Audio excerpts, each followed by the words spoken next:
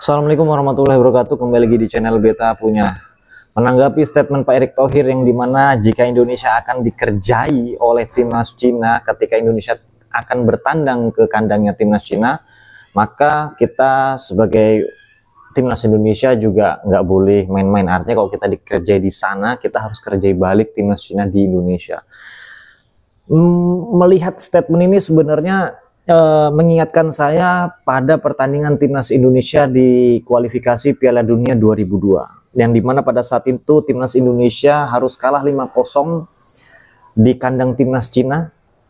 Yang kalian harus ketahui, pada saat itu timnas Indonesia harus bertandang ke kandangnya timnas Cina, dan pada saat itu timnas Cina meletakkan pertandingan itu di Stadion Kota Kunming. Kalian tahu Kota Kunming itu berjarak dari kota Beijing itu berapa? Jarak dari Beijing ke kota Kunming itu kurang lebih sekitar 2.500 km. Dan posisi kota Kunming itu ada di pegunungan. Dan pada saat itu timnas Indonesia harus melakoni pertandingan tersebut dan melakukan perjalanan yang cukup melakukan perjalanan yang cukup jauh. Dan tentu dalam perjalanan itu pun timnas Indonesia mengalami penurunan kapasitas fisik yang sangat signifikan karena kelelahan ketika melakukan perjalanan.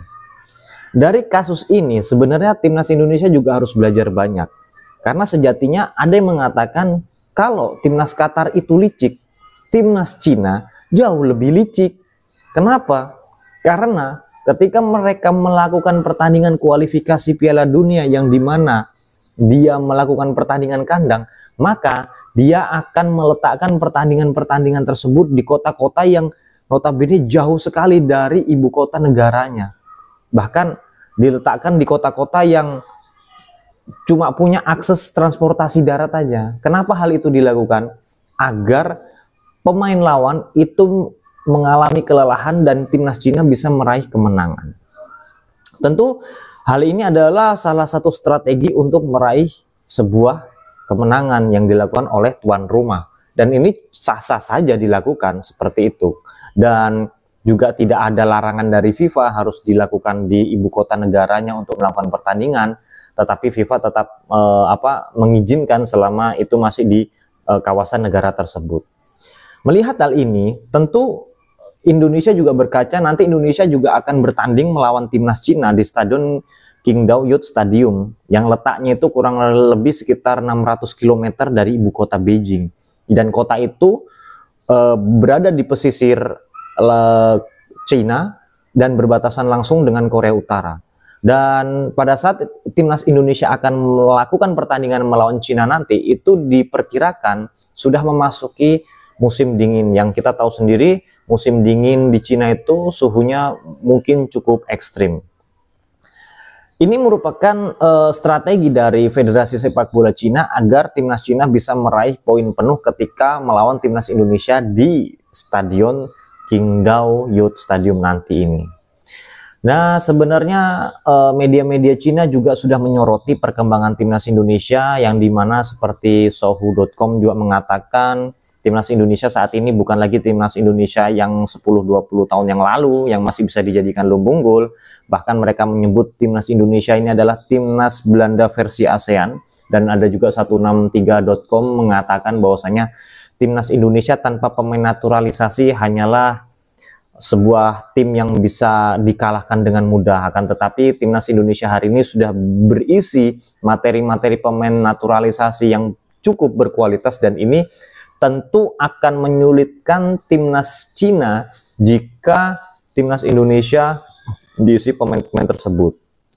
Makanya Federasi Sepak Bola Cina meletakkan pertandingan timnas Indonesia itu di Stadion Qingdao dan jaraknya ratusan kilometer. Kenapa itu dilakukan? Agar pemain-pemain timnas Indonesia mengalami kelelahan dalam perjalanan sebelum melakukan pertandingan.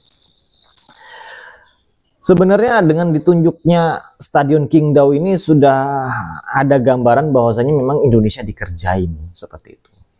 Tapi apakah Pak Erick Thohir nanti akan membuat sebuah keputusan yang berani?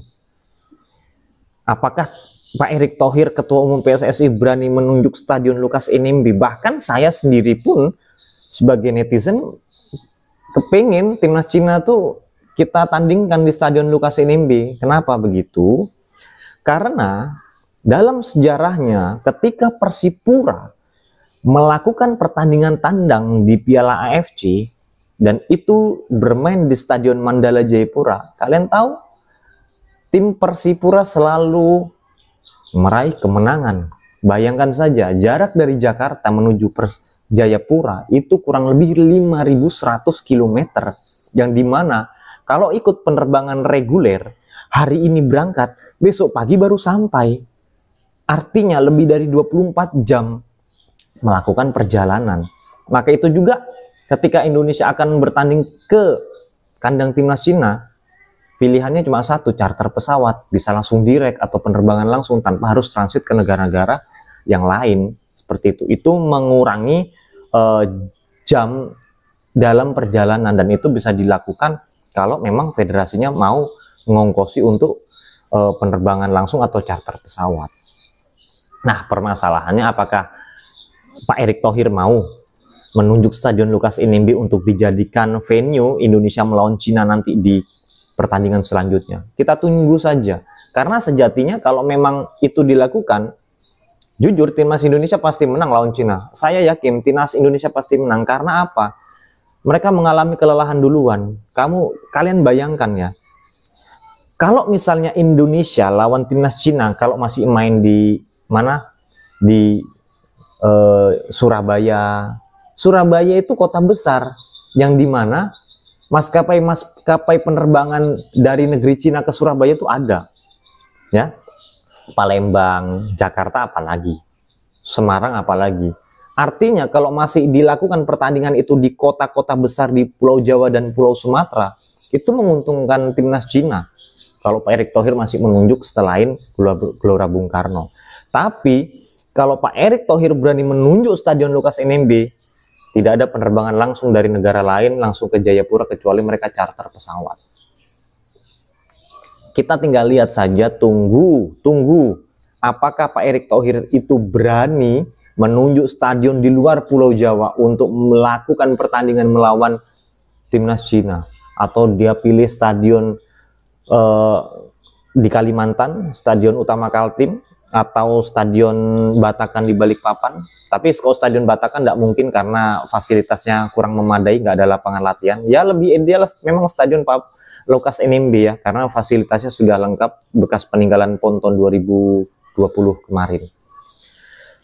So, jadi kita tunggu saja apa keputusan dan kebijakan Pak Erick Thohir dalam menentukan venue tempat bertanding timnas Indonesia melawan Cina di leg kedua. Karena leg pertama kita sudah pasti dikerjain lah seperti itu. Jangan sampai lagi timnas Indonesia lawan Cina mainnya di Gelora Bung Karno.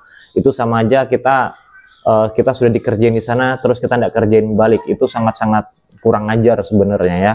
Kalau saya jadi Pak Erick Thohir, mungkin saya akan pilih Stadion Lukas NMB, biar saja sama-sama hancur seperti itu. Karena sejatinya pemilihan venue tempat pertandingan itu adalah strategi dari federasi sendiri untuk meraih kemenangan, karena tidak ada larangan dari FIFA yang harus sekian stadionnya harus di sini dan itu lain sebagainya, tidak ada. Artinya itu hak prerogatif tuan rumah mau diletakkan di mana pertandingan itu berlangsung. Oke, terima kasih kalian sudah menonton video ini. Terima kasih sudah menyimak. Wassalamualaikum warahmatullahi wabarakatuh.